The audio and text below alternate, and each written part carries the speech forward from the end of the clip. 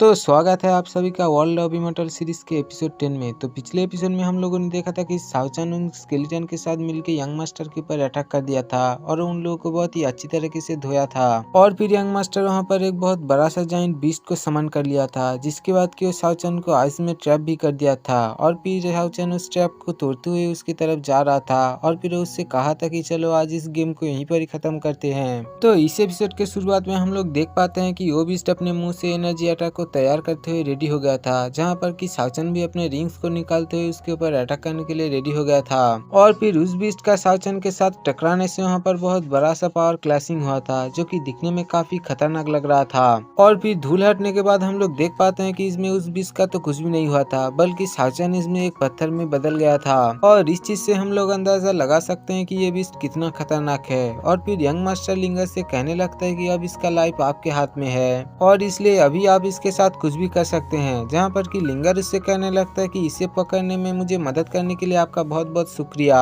और उसके ऐसे बात सुन के यंग मास्टर कहने लगता है कि आपको शुक्रिया कहने की कोई भी जरूरत नहीं है, क्योंकि आपको मदद करके मुझे भी बहुत अच्छा लगता है। और फिर हम लोग देख पाते हैं कि लिंगर अपने शॉट को बाहर निकाल लिया था और फिर वो साउचन की तरफ जा रहा था। और फिर उससे कहने लगता है कि हम दोनों क्यूसी से बिलोंग करते हैं और इसलिए मैं तुम्हें इतना दर्दनाक मौत नहीं दूंगा और तुम्हारा मरने के बाद मैं तुम्हारा बॉडी को ह्यूमन हॉल में जरूर लेके जाऊंगा। पर हम लोग देख पाते हैं कि साउचन के स्टैचू के पीछे की तरफ से क्रैक आना शुरू हो गया था और उस क्रैक के अंदर से स्पिरिचुअल एनर्जी बाहर निकल रहा था। पर लिंगर इस चीज को नोटिस नहीं करता और वो अपने शॉट को लेके उसके ऊपर अटैक करने के लिए चला गया था। और फिर दूसरे सीन में हम लोग साउचन को उसके स्पिरिचुअल वर्ल्ड में देख पाते हैं, जहाँ पर कि साउचन ने अपनी और एक लेवल को ब्रेक थ्रू कर लिया था और इस तरह से वो हेवन के सेकंड स्टेज में पहुंच चुका था। और फिर बाहर के सीन में हम लोग उस स्टैचू को देख पाते हैं, जिसके अंदर की बहुत सारे क्रैक आना शुरू हो गया था। और फिर वहाँ पर एक जोरदार ब्लास्ट होता है और इस ब्लास्ट का इम्पैक्ट इतना ज्यादा था कि लिंगर बहुत ही दूर जाके गिरा था, जहाँ पर कि यंग मास्टर भी इस ब्लास्ट को सहन नहीं कर पा रहा था।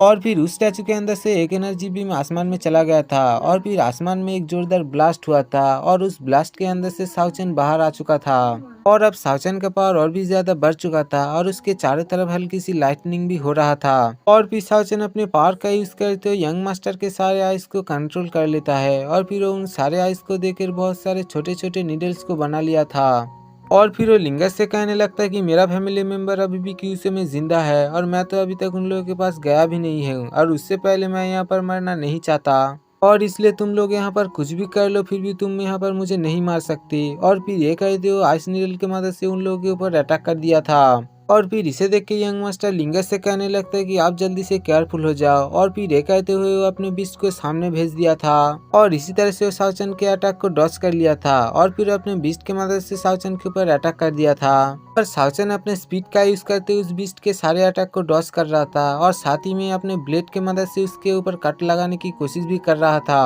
और फिर वो उस बीस्ट से बचते हुए ऊपर की तरफ चला गया था, जिसके बाद कि वो अपने कल्टीवेशन के हेवन सेकंड स्टेज को भी ओपन कर दिया था। और फिर वो अपने स्पिरिचुअल रिंग्स को भी निकाल लिया था और फिर अपने रिंग्स का यूज करते हुए उस बीस्ट के ऊपर अटैक कर दिया था। और फिर हम लोग देख पाते हैं कि उसकी ऐसे अटैक के सामने वो बीस्ट कुछ भी नहीं कर पाता। और फिर साउचन उसके बॉडी को टुकड़े टुकड़े हिस्सों में बांट दिया था और फिर हम लोग देख पाते हैं कि वो तीनों स्केलेटन भी आइस से बाहर आ चुका था और वो लोग फाइट करने के लिए भी तैयार था। पर तभी हम लोग देख पाते हैं कि साउचन उन लोगों के सामने आ चुका था और वो तीनों से कहने लगता है कि तुम तीनों बहुत ही इंजर्ड हो, इसलिए तुम लोग ज्यादा टाइम तक फाइट नहीं कर पाओगे, इसलिए तुम तीनों तीनों रास्ते से यहाँ से भाग जाओ। और फिर उसके बाद मानते वो तीनों स्केलेटन वहाँ से भाग गया था, जिसके बाद कि साउचन भी अपने रास्ते देखकर वहाँ से भाग गया था। और फिर हम लोग लिंगर को देख पाते हैं, जिसका हालत की पहले से और भी खराब हो चुका था और यंग मास्टर आके उसे संभाल रहा था। और फिर यंग मास्टर लिंगर से कहने लगता है कि साउचन जिस डायरेक्शन में गया है वो अनडेड किंग का टेरिटरी है और अनडेड किंग एक ऐसा किंग है जिसका कि कभी भी डेड नहीं हो सकता है और इसलिए हम लोग उसे इमॉर्टल किंग भी कह सकते हैं। और यही कारण है कि उसका पावर इतना ज्यादा है और उससे सब लोग डरता है और इसलिए साउचन अगर उस तरफ जाएगा वो तो डेफिनेटली मारा जाएगा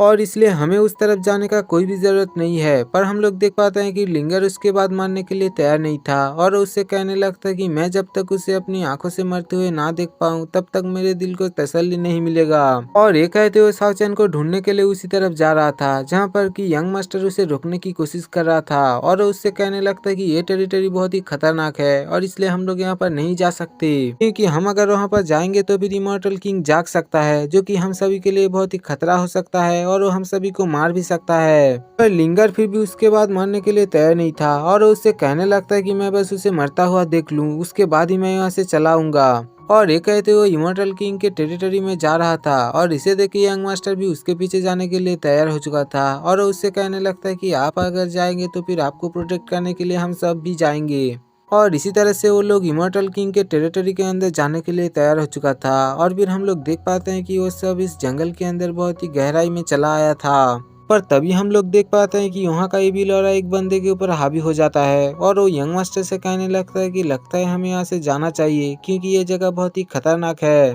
और इसे देख के यंग मास्टर थोड़ा सा हैरान था, पर तभी वो देख पाता है कि वो बंदा तो पूरी तरीके से इविल स्पिरिट के कंट्रोल में आ चुका है और इसीलिए वो बंदा अपने होश में नहीं है। पर देखते ही देखते वहाँ का इविल स्पिरिट वहाँ के सारे सोल्जर को अपने कंट्रोल में कर रहा था और इसे देख के यंग मास्टर थोड़ा सा घबरा गया था। और फिर एक सोल्जर यंग मास्टर के ऊपर अटैक करने के लिए आ गया था, पर हम लोग देख पाते हैं कि एक दूसरा सोल्जर उसे रोक लिया था। पर तभी लिंगर पीछे से आके उस सोल्जर को जान से मार देता है और इसे देख के बाकी बचे सोल्जर बहुत ही हैरान हो गया था। और फिर लिंगर उन लोगों से कहने लगता है कि ये सब लोग इविल स्पिरिट के कंट्रोल में आ चुका है और इसलिए इन्हें बचाने की कोशिश करना बिल्कुल बेकार है और इसलिए अपना जान बचाना चाहते हो तो फिर इन सबको मार दो। और फिर उसके ऐसे बात सुन के बाकी बचे सोल्जर सारे इविल सोल्जर्स को मारने लग गया था और इसे देख के यंग मास्टर थोड़ा सा परेशान भी हो गया था। और फिर यंग मास्टर अपने एक स्क्रॉल को बाहर निकाल लिया था और वो अपने स्क्रॉल का पावर का यूज करते हुए के सारे इविल स्पिरिट को दूर हटा देता है और इस तरह से वो अपने सारे सोल्जर्स को बचा लिया था। और फिर हम लोग देख पाते हैं कि वहाँ के सारे इविल सोल्जर्स पहले की तरह हो चुका था और वो लोग अपने फुल कंट्रोल में आ चुका था।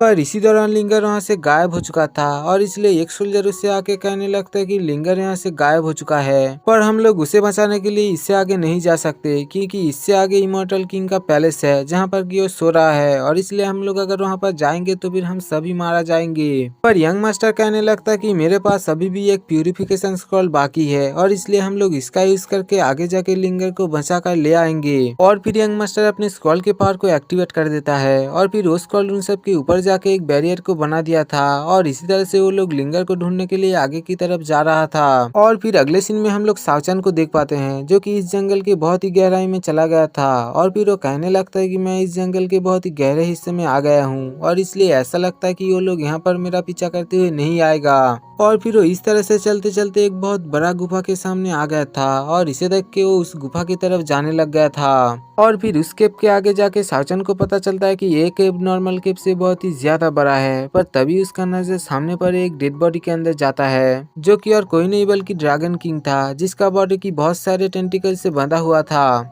पर तभी सावचन देखता है कि वो सारे टेंटिकल हिल रहा है और फिर अचानक से वो सारे टेंटिकल सावचन को एक पोर्टल के अंदर खींच लिया था। और फिर जंगल में हम लोग लिंगर को देख पाते हैं, जिसका बॉडी की पहले से और भी ज्यादा वीक हो चुका था और उससे चला भी नहीं जा रहा था और फिर वो एक जगह पे जाके गिर जाता है। पर तभी लिंगर देखता है कि आसपास के इविल पॉइजनस ऑरा उसकी तरफ आ रहा है और इसे देख के वो सोचने लगता है कि उस सावचन को बिना मरते हुए देखे मैं पहले कैसे मर सकता हूँ। और इसी बात को सोचते हुए उसके अंदर हिम्मत आ गया था और फिर वो खड़ा हो गया था। और फिर हम लोग देख पाते हैं कि वो एक गुफा की तरफ चलते चलते जा रहा था और फिर सीन यहीं पर ही कट होते दिखाया जाता है। और फिर अगले सीन में हम लोग इमॉर्टल किंग के पैलेस को देख पाते हैं, जिसके ऊपर की सावचन लटक रहा था। और फिर वो सारा टेंटिकल सावचन को उस इमॉर्टल किंग के पैलेस के अंदर फेंक देता है और फिर सावचन देखता है कि उसके सामने एक स्केलेटन का सर है और इसे देख के सावचन थोड़ा सा हैरान हो चुका था। और फिर वो चारों तरफ देखता है तो चारों तरफ सिर्फ कंकाल ही कंकाल पड़ा हुआ था, जो कि शायद हजारों साल से यहाँ पर पड़ा हुआ है। पर तभी उसका नजर वहाँ पर बैठे इमॉर्टल किंग के ऊपर जाता है, जिसका साइज की एक नॉर्मल ह्यूमन से बहुत ही ज्यादा बड़ा और बहुत ही खतरनाक है। और फिर सावचन कहने लगता है कि पता नहीं मैं कौन सी जगह में आ गया हूँ, क्योंकि यहाँ का ऑरा बहुत ही डेडली है। और फिर वो इस पैलेस के चारों तरफ देखने लग गया था। पर तभी वो देखता है कि यहाँ के फ्लोर में असल में किसी तरह ट्रैप बिछाया हुआ है, जो कि असल में इस फ्लोर के ऊपर आने वाले हर जिंदा चीज के अंदर से लाइफ को धीरे धीरे सोख रहा है और इसी लाइफ को इमॉर्टल किंग को भेज रहा है और इसी तरह से वो यहाँ पर सो रहा था। और इसे देख के सावचन कहने लगता है कि ये जगह मेरे छुपने के लिए ठीक नहीं है और इसलिए मुझे यहाँ से जाना होगा। और फिर ये कहते वहाँ से जा रहा था। पर तभी हम लोग देख पाते हैं कि वहाँ का कुछ पॉइजनस ऑरा उसके बॉडी के अंदर चला गया था और वो धीरे धीरे उसके सारे बॉडी में फैल रहा था। और इस चीज को देख के साउचैन कहने लगता है कि मुझे जितना जल्दी हो सके यहाँ से बाहर निकलना होगा, नहीं तो शायद मैं यहाँ पर मारा जाऊंगा। और फिर इसी के साथ ये एपिसोड यहीं पर ही खत्म हो जाता है। दोस्तों अगर आपको ये सीरीज अच्छा लग रहा है तो फिर चैनल को सब्सक्राइब कीजिए